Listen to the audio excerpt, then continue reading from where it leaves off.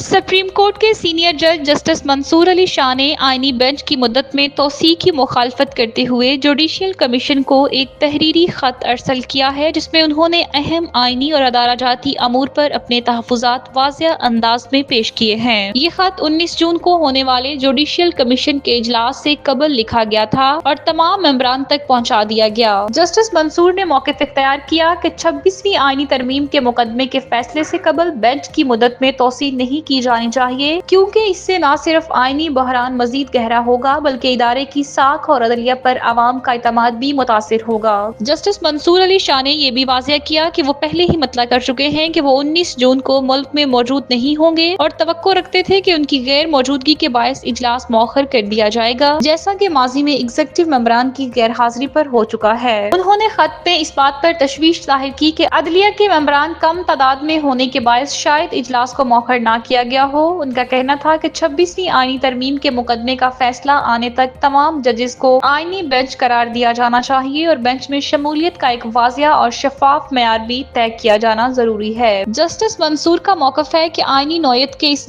حساس معاملے میں عجلت سے گریز کیا جائے اور ادارے کی سالمیت اور شفافیت کو مقدم رکھا جائے تاکہ عدلیہ پر عوامی اعتماد برقرار رہ سکے۔